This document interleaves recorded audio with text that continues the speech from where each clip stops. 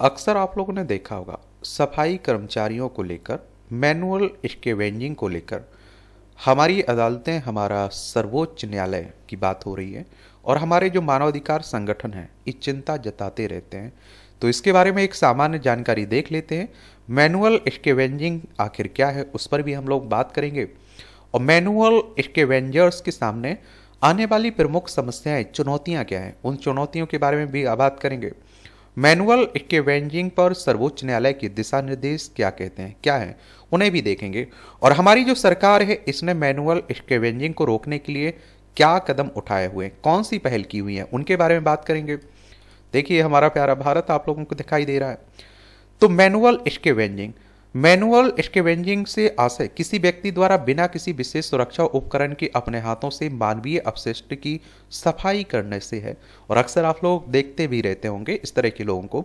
और इसमें अस्वास्थ्यकर शौचालयों, खुली नालियों, गड्ढों या फिर रेलवे पटरियों से मानव बल को मैनुअल रूप से साफ करना शामिल है। वर्तमान स्थिति की बात करें तो 2021 में भारत में मैनुअल स्कैवेंजर्स की संख्या 58 दशमलव कितना 98,098 दर्ज की गई, जिनमें से 75% महिलाएं थी। 31 जुलाई 2024 तक देश के 766 जिलों में से 732 जिलों में ने खुद को मैनुअल स्कैवेंजिंग मुक्त बताया है। और आप देखेंगे कि मौलिक अधिकारों का उल्लंघन इनका, तो मैनुअल स्कैवेंजिंग मौलिक अधिकारों विशेषकर अनुच्छेद 17 अस्पष्टता का उन्मूलन, अनुच्छेद 21 सम्मान के साथ जीवन का अधिकार का उल्लंघन है। मैनुअल स्कैवेंजिंग से संबंधित कानूनी ढांचा, तो मैनुअल स्कैवेंजर्स के नियोजन का प्रतिषेध और उनका पुनर्वास अधिनियम 2013, मैनुअल स्कैवेंजर्स के नियोजन का प्रतिषेध और उनका पुनर्वास अधिनियम 2013 अस्वास्थ्यकर शौचालयों के निर्माण सहित मैनुअल स्कैवेंजिंग का प्रतिबंध लगाता है और ऐसे शौचालयों को नष्ट करने या स्वच्छ शौचालय में परिवर्तित करने का आदेश देता है। और इसमें कौशल विकास, वित्तीय सहायता, वैकल्पिक रोजगार के माध्यम से मैनुअल स्कैवेंजर्स की पहचान और पुनर्वास का भी प्रावधान है। SC/ST अत्याचार निवारण अधिनियम 1989 यह मैनुअल स्कैवेंजिंग में अनुसूचित जातियों के नियोजन को अपराध मानता है। अगर हम लोग मैनुअल स्कैवेंजर्स के सामने आने वाली प्रमुख चुनौतियां क्या क्या है, इन्हें अगर आप देखें तो एक तो स्वास्थ्य को, तो मैनुअल स्कैवेंजरों को पर्याप्त मानव मल के संपर्क में आना पड़ता है और जिससे अनेक रोगाणु होते हैं और बहुत सारी बीमारियां भी होती हैं। इस जोखिम के कारण वे हेपेटाइटिस, टिटनस और हैजा जैसी बीमारियों के प्रति अति संवेदनशील हो जाते हैं। सेप्टिक टैंकों में हाइड्रोजन सल्फाइड जैसी जहरीली गैसों की मौजूदगी से श्वसन रोध का गंभीर खतरा पैदा होता है, जिससे अचानक मृत्यु भी हो सकती है। सरकारी आंकड़ों के अनुसार सीवर और सेप्टिक टैंकों की खतरनाक सफाई के कारण 2019 से अब तक यानी 2023 तक 377 लोगों की मौत हो चुकी है। एक सामाजिक कलंक से जुड़ा हुआ ये मुद्दा, मैनुअल स्कैवेंजर्स को कलंकित किया जाता है, उनके साथ अस्पष्टता का व्यवहार किया जाता है और जिसके सामाजिक बहिष्कार को बल मिलता है और जाति व्यवस्था कायम रहती है। एक आप देखेंगे आर्थिक चुनौती, तो आप देखेंगे कि मैनुअल स्कैवेंजरों को बहुत कम, न्यूनतम मजदूरी से भी कम भुगतान किया जाता है और जिससे वे गरीबी के चक्र में फंसे रहते हैं और उन्हें बिना किसी नौकरी की सुरक्षा या लाभ के संविदा या दैनिक मजदूरी के आधार पर नियुक्त किया जाता है। दोहरा भेदभाव, तो महिलाएं जो मैनुअल स्कैवेंजर्स का एक महत्वपूर्ण हिस्सा है, जो लैंगिक भेदभाव और सामाजिक कलंक के साथ साथ यौन उत्पीड़न और शोषण जैसी असमानता का सामना करना पड़ता है। और मनोवैज्ञानिक मुद्दे, इस पेशे से जुड़ा सामाजिक कलंक प्रयास, चिंता और अवसाद जैसी गंभीर मानसिक स्वास्थ्य चुनौतियों का कारण बनता है।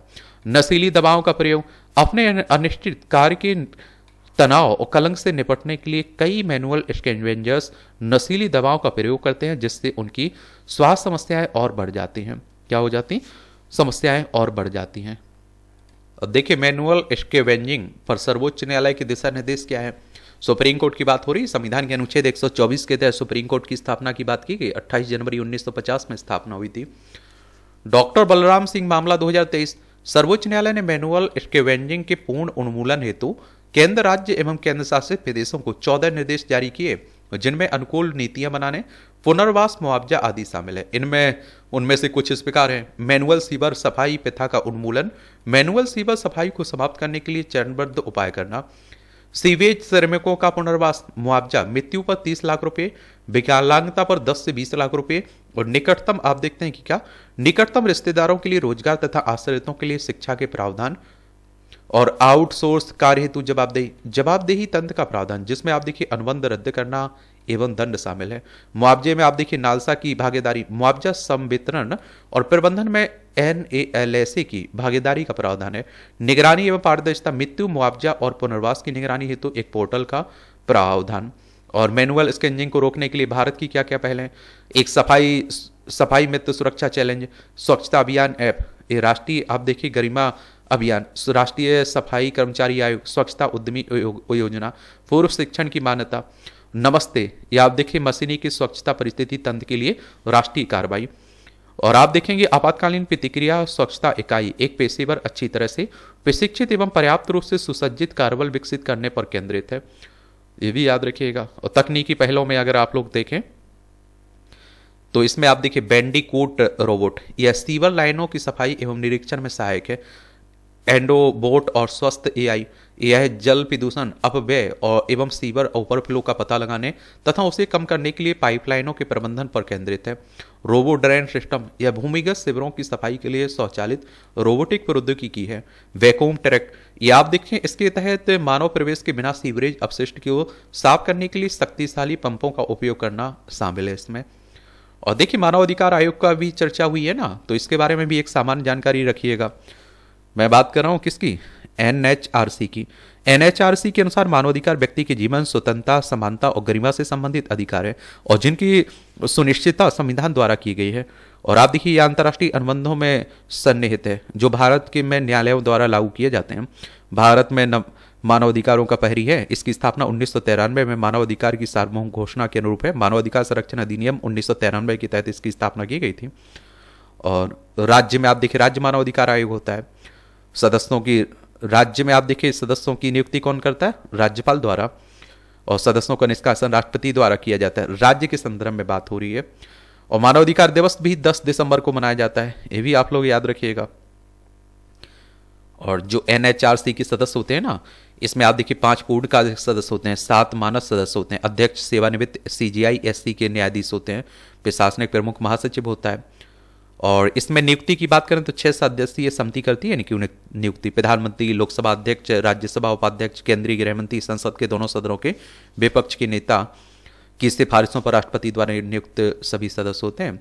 3 वर्ष या 70 वर्ष की आयु जो भी पहले हो, इनका कार्यकाल रखा गया है। निष्कासन की बात करें तो राष्ट्रपति अध्यक्ष या किसी सदस्य को निष्कासित कर सकता है, और आधार दुर्व्यवहार या फिर अक्षमता के आरोप सिद्ध होने पर। चलिए ये सब आप लोग याद रखा करिएगा, इनसे क्वेश्चंस क्या रहते हैं पूछ लिए जाते हैं। अब आपका कोई मेरे लिए सवाल हो, सुझाव हो तो आप लोग जरूर बता सकते हैं। और मुख्य परीक्षा में भी लिखने के लिए आ जाता है। कहीं इस तरह के टॉपिक पर आप लोग निबंध लिख रहे हैं तो उसका भी आप लोग उल्लेख कर सकते हैं इन सब का। समझ रहे हैं? धन्यवाद।